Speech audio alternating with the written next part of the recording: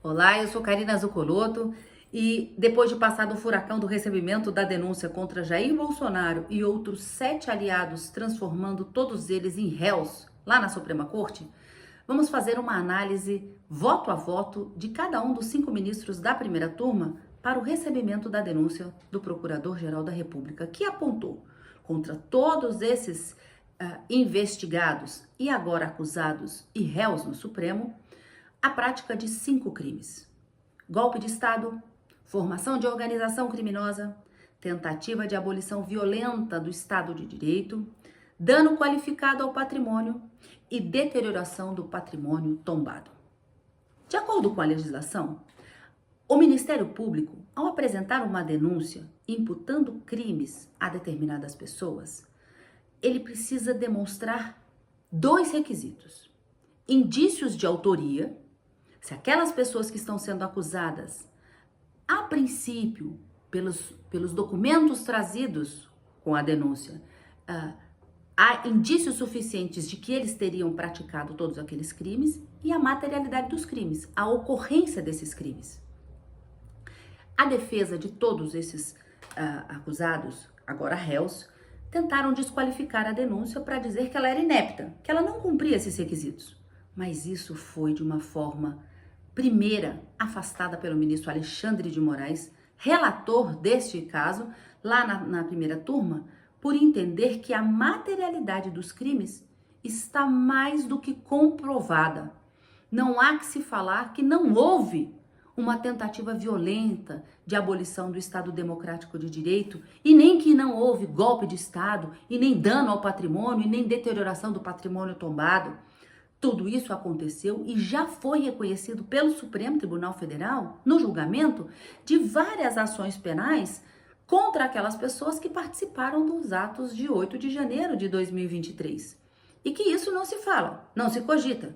Então, veja, já há um reconhecimento de que esses crimes aconteceram. Na ação penal agora, o que precisa ficar provado?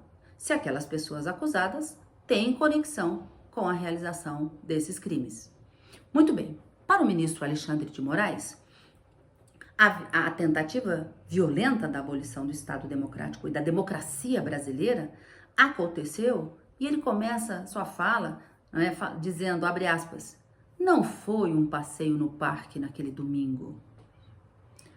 Houve, sim, uma tentativa de golpe e que isso já vinha sendo articulado anteriormente.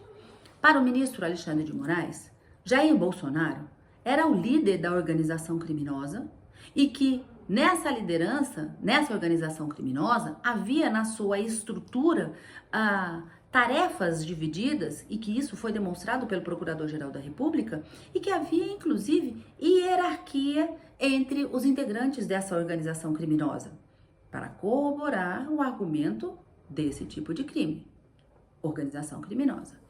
O ministro ainda disse que o Procurador-Geral da República trouxe provas robustas, como disse o ministro Flávio Dino, inclusive, de que Jair Bolsonaro tentava de toda forma desacreditar o sistema eleitoral brasileiro, promovendo fake news, notícias falsas, fraudulentas, para desacreditar as urnas e o sistema eleitoral, justamente para instigar a população a esse golpe.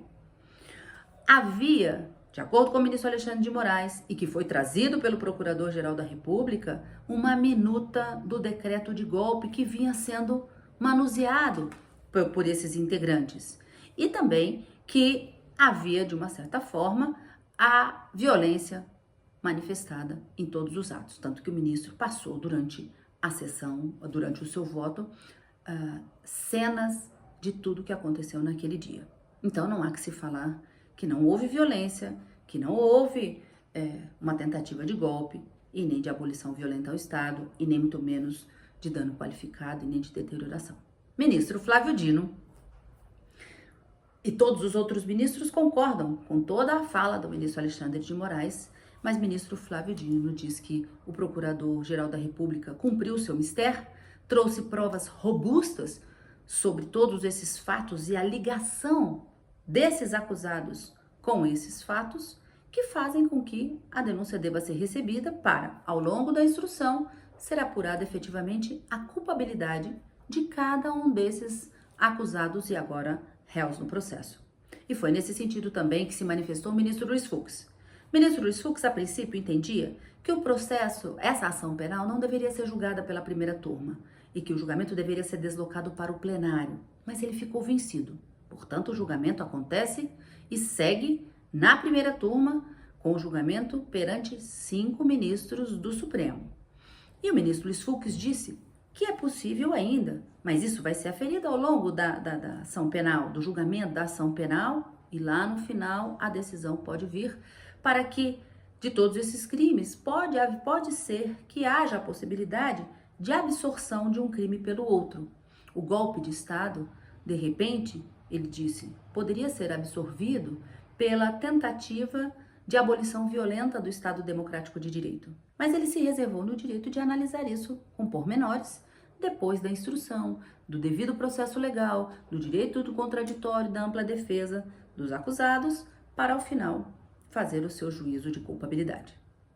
Ministra Carmen Lúcia, num voto emblemático e bastante contundente e rápido, acaba de toda forma dizendo: esse movimento, ele não é consolidado em um dia, em um mês, em uma semana. Ele já vinha sendo preparado há algum tempo e que, diante dos resultados, havia um longo processo sendo articulado e que é justamente de 8 de janeiro de 2023 para trás que devem ser apurados esses fatos para se aferir a culpabilidade de todos esses 8 acusados. Ministro Cristiano Zanin, presidente da primeira turma que conduz esse julgamento, ele disse que o Procurador-Geral da República trouxe provas consistentes na denúncia e que são essenciais para o recebimento da denúncia e que a denúncia não se baseou apenas na colaboração premiada feita por Mauro Cid, ex-ajudante de ordens de Jair Bolsonaro, e que com isso acabaria recebendo também a denúncia. Então, todos receberam a denúncia. Os 8 acusados agora passam a responder a esse processo penal, a essa ação penal no Supremo, que ao final deve ser aferida, como eu disse, a culpabilidade deles. Se eles devem ser condenados por esses 5 crimes ou condenados por alguns desses crimes, e não necessariamente todos, ou eles devem ser absolvidos. Mas isso é um assunto para a gente falar em um outro momento. Fique com a gente aqui no Agajur e acompanhe todas as notícias desse processo e de outros assuntos do Poder Judiciário aqui. A gente te espera.